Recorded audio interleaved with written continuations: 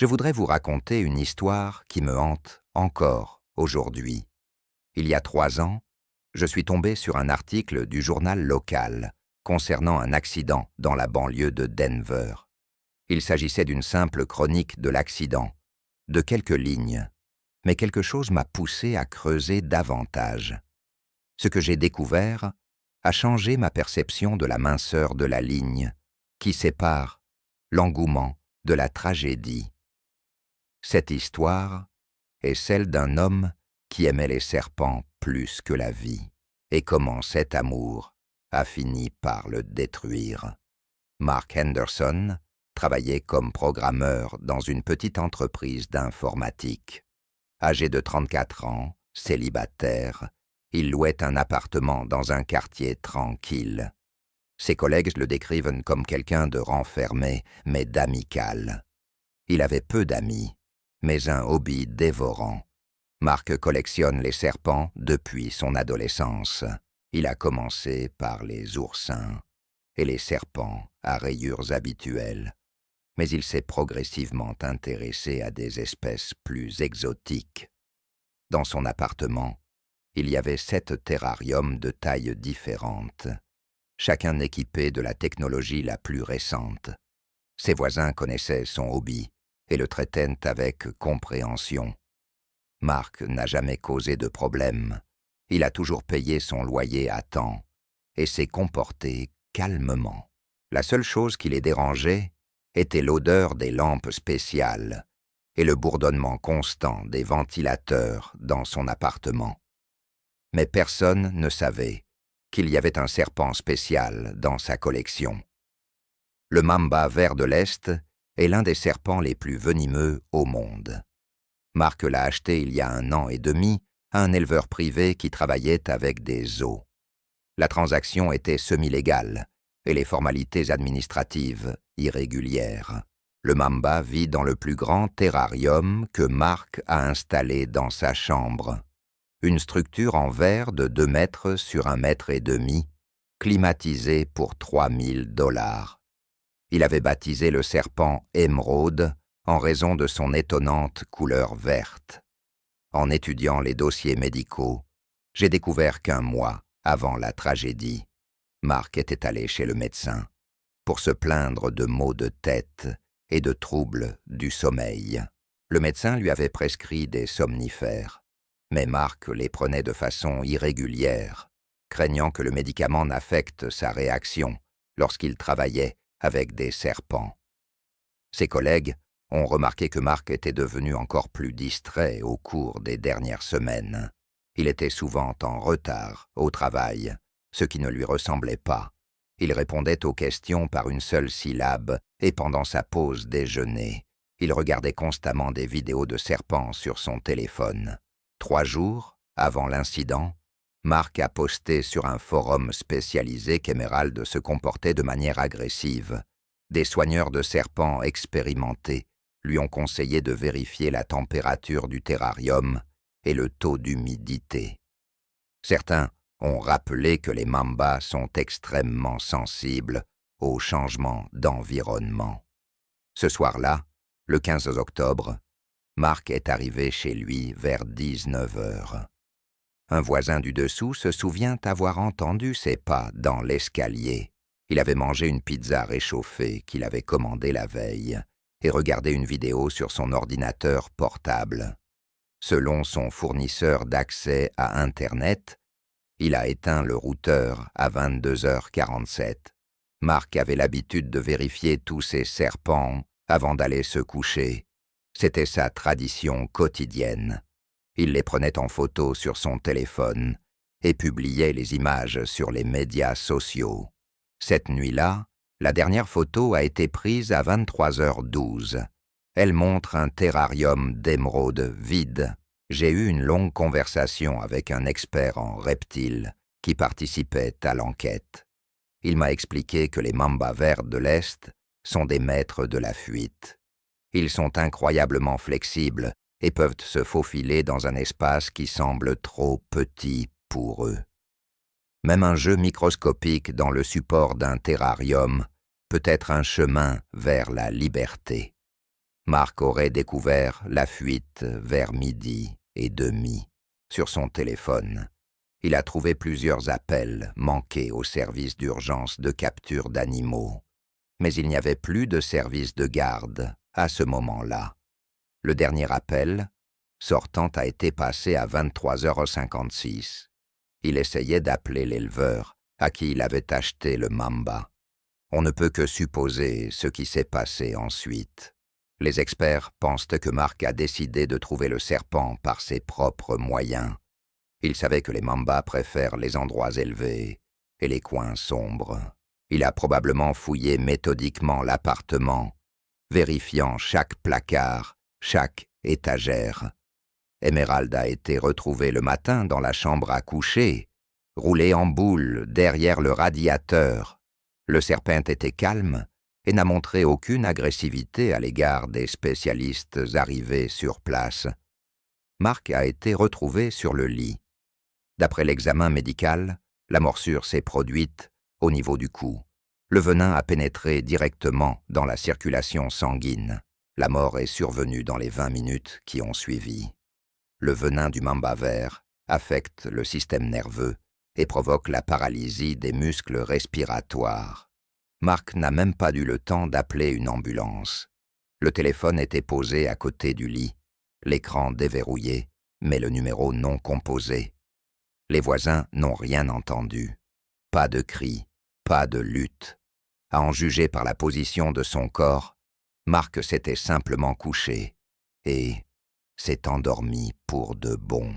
Il ne s'est probablement même pas rendu compte de ce qui s'était passé.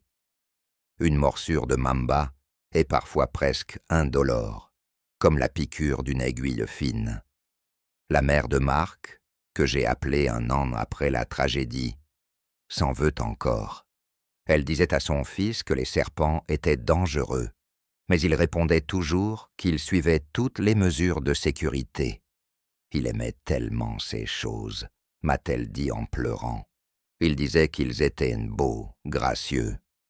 Les collègues de Marc avaient organisé une collecte de fonds pour les funérailles. Son patron m'a dit qu'il n'arrivait pas à croire ce qui s'était passé pendant longtemps. Marc était si prudent, si réfléchi. Il a calculé chaque petit détail du travail. Comment a-t-il pu ne pas prévoir un tel risque? C'est une question que se posent beaucoup de ceux qui connaissaient Marc.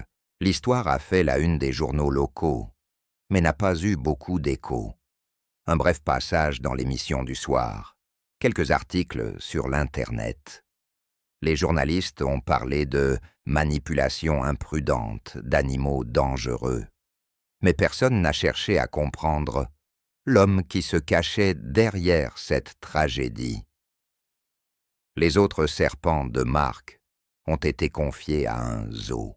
Emerald vit désormais dans un terrarium derrière une vitre par balle, et des milliers de visiteurs admirent sa beauté sans connaître son passé.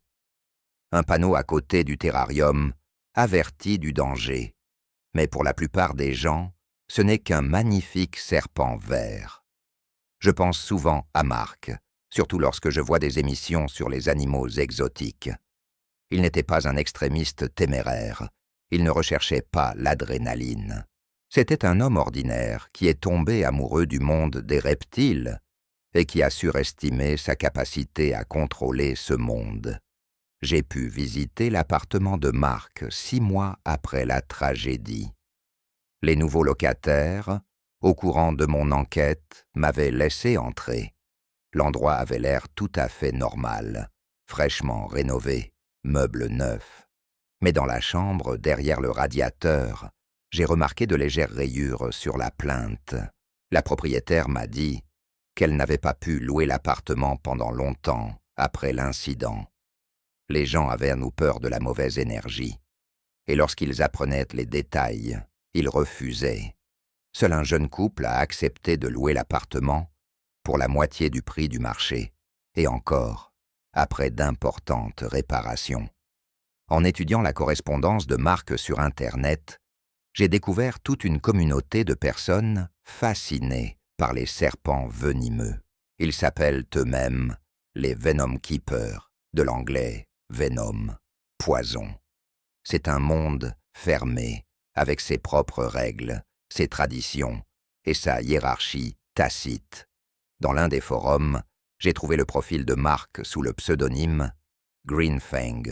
C'était un membre assez actif qui partageait des photos de ses serpents et donnait des conseils aux nouveaux venus. En lisant ces messages, j'ai vu un passionné qui aimait vraiment ce qu'il faisait. 2 mois avant la tragédie, Mark a posté une vidéo d'Emerald en train de se nourrir. Les commentaires sous la vidéo étaient enthousiastes. Les gens admiraient la grâce du mamba, sa vitesse, sa beauté. Personne ne mettait en garde contre le danger. Tout le monde prenait cela comme une norme. J'ai été particulièrement frappé par un message que Mark a écrit une semaine avant sa mort. Il se plaignait qu'Emerald était devenue agitée, rampant souvent jusqu'à la vitre du terrarium, comme si elle étudiait le château. « La vie sauvage doit lui manquer », écrivait-il. Personne au forum n'y a vu un signal d'alarme. Le vétérinaire qui s'occupait de la collection de Mark n'a accepté de me parler que sous le couvert de l'anonymat. Il m'a dit qu'il m'avait toujours mis en garde contre les dangers de garder des mambas à la maison, mais que Mark avait confiance en ses capacités. Il m'a montré des crochets spéciaux pour manipuler les serpents, des gants de protection, raconte le médecin. Mais je pouvais voir qu'il était détendu, qu'il avait l'habitude. Ce vétérinaire m'a fait part d'une statistique inquiétante. Au cours des 10 dernières années, 32 personnes sont mortes des suites de morsures de serpents venimeux aux États-Unis. La plupart des victimes sont des personnes expérimentées dans la manipulation des serpents, qui ont gardé des reptiles pendant des années. L'expérience engendre la complaisance, explique-t-il, et les serpents ne pardonnent pas les erreurs. J'ai contacté l'éleveur qui avait vendu le mamba à Mark. La conversation a été difficile. L'homme se sentait manifestement coupable de ce qui s'était passé. Il m'a dit que Mark l'avait impressionné en tant qu'acheteur averti, posant les bonnes questions et montrant qu'il comprenait les risques. « Je l'ai prévenu que les mambas n'étaient pas des jouets », a déclaré l'éleveur. Il a montré un documentaire sur des cas d'attaque en Afrique. Mark a hoché la tête, disant qu'il comprenait. Il avait déjà 6 serpents. Je pensais qu'il savait ce qu'il faisait. Après la tragédie, l'homme a cessé de vendre des espèces venimeuses. Le frère de Mark, avec qui il avait peu de contact, est venu trier les affaires du défunt. Il m'a raconté qu'enfant, Mark avait peur même des chats domestiques et qu'il avait acheté son premier serpent à 17 ans pour protester contre ses propres peurs. Il voulait se prouver qu'il pouvait contrôler ce qui effrayait les autres. Dans le journal de Mark, que j'ai eu la permission de lire, on trouve une entrée datant de la veille du Nouvel An. L'émeraude est la plus belle créature que j'ai jamais vue. Quand elle bouge, le temps s'arrête. C'est comme vivre à côté d'une œuvre d'art qui pourrait vous tuer. Cette phrase m'a longtemps empêché de dormir. Il y avait là une sorte de romantisme morbide du danger, à la limite de la tendance suicidaire.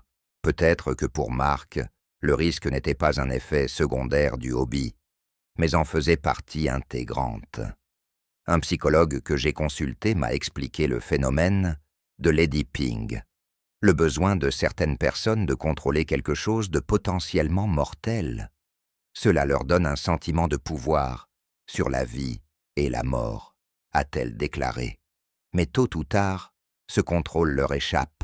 La voisine de Mark sur le palier, une femme âgée, se souvient qu'il lui montrait des photos de ses serpents sur son téléphone. Ses yeux s'illuminaient lorsqu'il parlait d'eux, raconte-t-elle. Comme un homme amoureux, j'ai trouvé ça mignon jusqu'à ce que j'apprenne ce qui s'est passé. Au cours du dernier mois de sa vie, Mark commandait souvent des plats à emporter. Les livreurs se souviennent de lui comme d'un client tranquille qui donnait toujours un pourboire généreux et s'excusait de l'odeur étrange qui régnait dans l'entrée. L'un des livreurs a déclaré qu'il entendait parfois des sifflements provenant de l'appartement de Marc. La société de gestion de l'immeuble a longtemps caché les détails de la tragédie aux autres locataires, craignant un mouvement de panique. Lorsque la vérité a éclaté, plusieurs familles ont déménagé.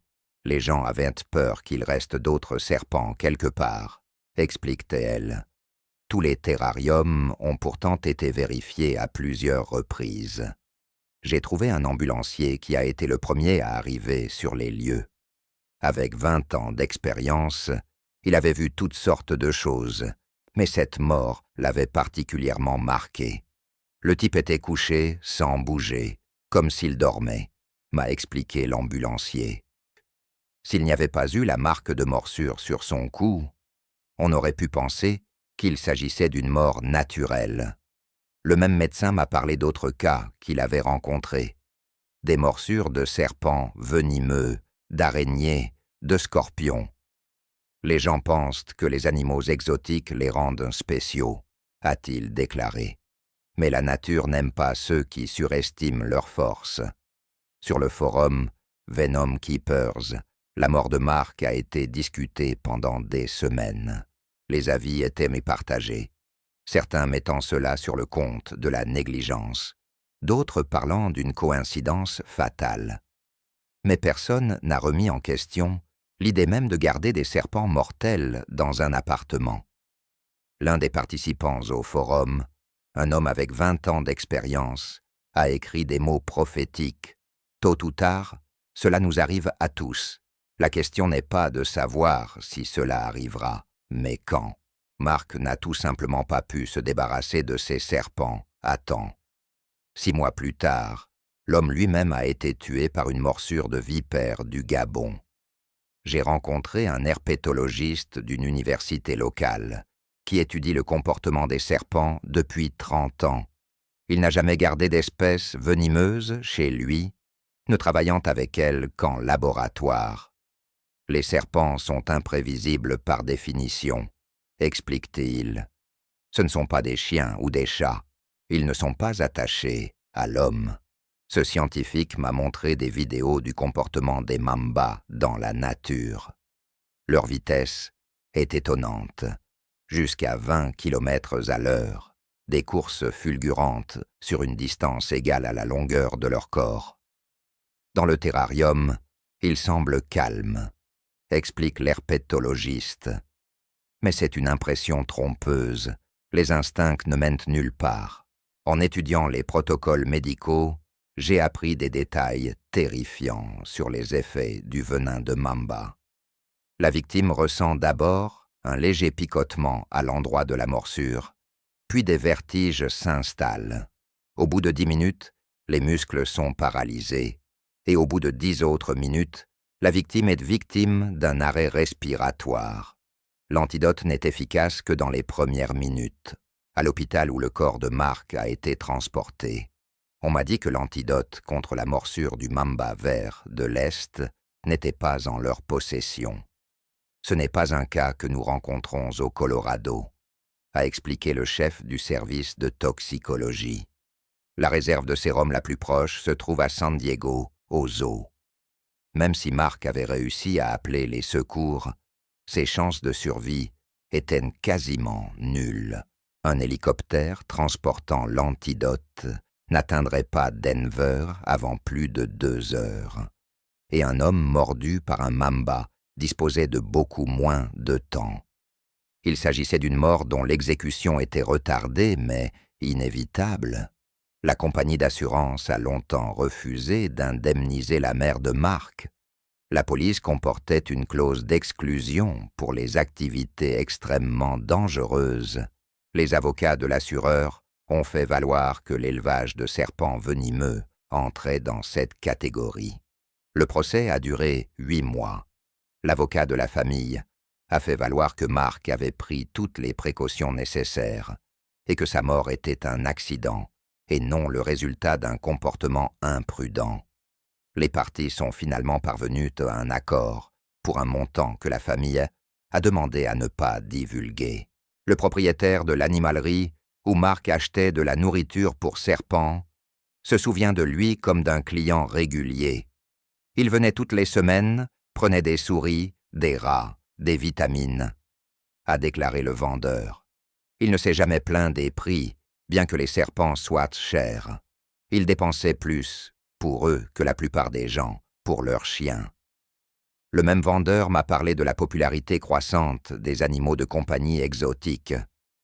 Les ventes d'équipements pour terrarium ont triplé ces dernières années. Les gens veulent quelque chose qui sorte de l'ordinaire, explique-t-il. Mais peu de gens se rendent compte de la responsabilité qu'ils prennent. Dans l'appartement de Marc, les enquêteurs ont trouvé une bibliothèque de 200 livres sur les serpents, des magazines et des impressions d'articles scientifiques. Il connaissait vraiment bien ces animaux de compagnie. Il étudiait leur comportement, leur physiologie, les particularités de leur élevage. Mais il s'est avéré que la connaissance n'est pas un gage de sécurité. L'un des livres de sa collection était particulièrement délabré. Un guide de premiers soins pour les morsures de serpents venimeux. Il y avait des notes au crayon dans les marges, des phrases soulignées. Marc savait ce qu'il fallait faire en cas de danger. Mais lorsque le danger devenait réalité, il n'avait pas le temps d'agir. Selon ses collègues de travail, Marc apportait parfois au déjeuner des souris qu'il n'avait pas eu le temps de donner aux serpents la veille. Il les décongelait dans le micro-ondes de la salle de repos, se souvient l'un des programmeurs. Nous nous y sommes habitués, mais les nouveaux avaient peur. Marc leur expliquait que c'était de la nourriture naturelle. Dans son ordinateur professionnel, IT a trouvé un dossier contenant des milliers de photos de serpents. Pas seulement les siennes, mais aussi des clichés trouvés sur Internet. Mamba, cobra, vipères du monde entier. L'économiseur d'écran de son bureau était un gros plan de la tête d'un mamba vert, la bouche ouverte, montrant ses dents venimeuses. Le policier de quartier qui s'est occupé de l'affaire m'a avoué qu'il s'agissait de l'un des décès les plus étranges de sa pratique. D'habitude, les gens sont victimes des circonstances, a-t-il déclaré. Et ici, l'homme a lui-même créé ces circonstances, augmentant le risque année après année. Le dernier message de Marc sur les réseaux sociaux a été publié la veille de sa mort. Il s'agit d'une photo des 7 terrariums, accompagnée de la légende suivante « Mon petit paradis. Je rentre à la maison pour admirer cette beauté tous les jours. » Sous la photo, on trouve des dizaines de commentaires enthousiastes de personnes partageant les mêmes idées. En étudiant les relevés bancaires de Marc, j'ai vu combien d'argent il dépensait pour son hobby. Au cours de l'année écoulée, il a dépensé environ 15 000 $ en équipements, en nourriture et en services vétérinaires. C'est plus de la moitié de son salaire de programmeur informatique. Les serpents n'étaient pas seulement un passe-temps, ils étaient sa raison d'être. Un cadre supérieur de son entreprise m'a parlé d'une fête d'entreprise qui avait eu lieu un mois avant la tragédie. Les collègues ont demandé à Marc de parler des serpents, et il a parlé pendant 2 heures d'affilée, sans remarquer que l'auditoire se dispersait peu à peu. Il vivait le sujet 24 heures sur 24. Dans son carnet, j'ai trouvé des numéros de téléphone de vétérinaires, d'éleveurs, de vendeurs de matériel de terrariophilie. Mais il n'y avait pas un seul contact d'urgence, au cas où un serpent venimeux s'échapperait. Marc avait tout prévu, sauf le plus important, ce qu'il fallait faire en cas de problème.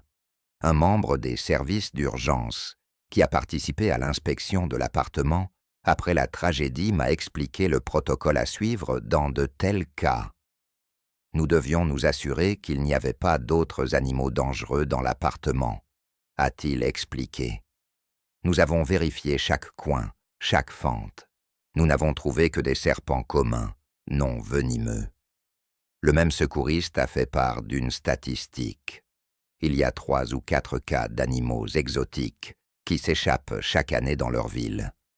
Il s'agit généralement d'iguanes, de pythons et parfois de perroquets. Le cas du serpent venimeux était le premier en 10 ans de pratique. Le directeur du refuge pour reptiles, où les serpents restants de Marc ont été transférés, m'a parlé des difficultés d'adoption de ces animaux. Il y a très peu de personnes capables de s'occuper correctement de grands serpents, m'a-t-elle expliqué. Et il y a beaucoup de gens qui veulent reprendre un reptile exotique par curiosité. Au refuge, on m'a montré 2 pythons de la collection de Marc, un python royal et un python tigré. Ces grands et beaux serpents ont coûté chacun plusieurs milliers de dollars. Ils attendent maintenant de nouveaux propriétaires dans des terrariums standards, bien plus modestes que ceux que Marc leur a construits. Un bénévole du refuge qui s'est occupé des serpents de Marc pendant les premiers mois a déclaré à propos de ce détail étrange. Tous ces serpents étaient très calmes, manifestement habitués aux humains. Marc savait vraiment comment s'y prendre avec eux. Sa mort n'en est que plus tragique. L'herpétologiste du zoo qui a recueilli Emerald après la tragédie m'a décrit l'état de santé du serpent. Elle était en excellente forme physique, bien nourrie, et ne présentait aucun signe de stress ou de maladie, m'a-t-il dit. Marc lui offrait en effet des conditions idéales. Ironiquement, c'est ce qui lui a permis de conserver toutes ses qualités mortelles. Dans le nouveau terrarium du zoo, Emerald se comporte comme une pièce de musée ordinaire. Les visiteurs prennent des photos à côté de la plaque, sans savoir qu'il y a un tueur derrière la vitre. Le personnel du zoo connaît l'histoire, mais préfère ne pas en parler, pour ne pas effrayer le public et ne pas donner une mauvaise réputation aux serpents. En étudiant les forums de passionnés de reptiles après la mort de Marc, j'ai remarqué une tendance intéressante. La tragédie n'a pas découragé les passionnés. Au contraire, certains l'ont prise comme un défi. Marc a été négligent, cela ne m'arrivera pas, ont-ils écrit. La confiance en soi de l'être humain est étonnamment résistante. Un participant au forum m'a fait part de la philosophie des venimeux. Nous ne jouons pas avec la mort, nous l'étudions. Chaque jour passé à côté d'un serpent venimeux est une leçon de respect de la nature. Cela semble beau, mais les statistiques de mortalité dans leur communauté disent le contraire. Un psychiatre spécialisé dans les troubles du contrôle des impulsions m'a expliqué le mécanisme de la dépendance au risque. Au début, une personne éprouve de la peur, puis apprend à la contrôler. Peu à peu, la peur s'estompe et le besoin de sensations fortes augmente. Il faut une dose d'adrénaline de plus en plus importante. Dans le cas de Marc, cette dose est devenue mortelle. Les serpents ordinaires ne lui procuraient peut-être plus assez d'excitation, et il a décidé de s'attaquer au mamba. Puis, en s'y habituant, il a commencé à baisser sa garde. C'est le piège classique de tous les loisirs extrêmes. Le serrurier d'urgence qui a réparé le chauffage dans la maison de Marc, la semaine précédant la tragédie, m'a raconté une étrange conversation. Je travaillais dans son appartement et il n'arrêtait pas de parler de serpents, se souvient l'homme. Il m'a montré des photos, m'a dit lequel vivait où. Lorsque j'ai vu le grand terrarium dans la chambre, je lui ai demandé s'il était effrayant de dormir à côté. Il m'a répondu « La peur est une illusion ». Cette phrase en dit long sur la psychologie de Marc. Il ne se contentait pas d'ignorer le danger, il en niait philosophiquement l'existence. Pour lui, les serpents n'étaient pas une menace, mais des partenaires dans une danse mystique. La réalité s'est avérée moins romantique. Un consultant en animaux exotiques, avec lequel Marc avait correspondu au cours des derniers mois, avait préservé leur dialogue. Marc se plaignait que ses amis et collègues ne comprenaient pas son hobby, qu'ils le considéraient comme bizarre. « Il ne voit que le danger », écrit-il. « Moi, je vois la perfection de la nature. Cette correspondance, envoyée 3 semaines avant sa mort, contient un message prophétique. Parfois, je pense qu'Emerald me considère comme une proie. Je suppose que c'est normal. Un prédateur évalue toujours les autres de ce point de vue.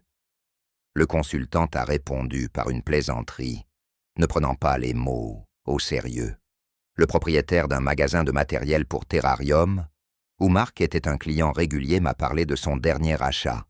Une semaine avant la tragédie, Mark avait acheté un nouveau système de ventilation pour son terrarium Emerald. Le vendeur s'est souvenu que le serpent était devenu agité, probablement à cause de l'étouffement. Ce détail a éveillé mon intérêt. J'ai contacté l'ingénieur qui avait conçu le système de contrôle climatique du terrarium. Il m'a expliqué que tout changement dans l'environnement familier pouvait être une source de stress pour les reptiles. L'installation de la nouvelle ventilation a peut-être été l'élément déclencheur de la tentative d'évasion. L'électricien qui a câblé le nouveau système se souvient de Mark comme d'un client méticuleux. Il exigeait que tout soit parfait, raconte le contremaître. Il a vérifié chaque fil, chaque connexion. Il disait que la vie du serpent en dépendait. Il ne savait pas que sa propre vie en dépendait. Une voisine du dessus m'a raconté les bruits qu'elle a entendus la nuit de la tragédie. Vers minuit, il y a eu des mouvements, des craquements de meubles, se souvient-elle? Je pensais que Mark déplaçait quelque chose de lourd. Maintenant, je réalise qu'il cherchait un serpent. Ces bruits brossent un tableau terrifiant des dernières heures de la vie de Mark. Une recherche méthodique d'une menace mortelle dans son propre appartement, dans l'obscurité, en sachant que chaque faux pas pourrait être le dernier. Et pourtant, il est incapable de s'arrêter, car l'alternative est encore pire. Le répartiteur du service d'urgence de capture d'animaux de garde m'a raconté les appels que Mark a tenté de passer cette nuit-là. Le répondeur a enregistré 3 tentatives de communication, m'a-t-il dit. Mais le service de nuit ne fonctionne que pour les attaques d'animaux sur les personnes, pas pour les retrouver.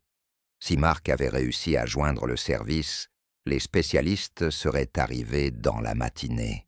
Il aurait alors été trop tard, mais il aurait pu attendre leur aide sans risquer de chercher lui-même le serpent.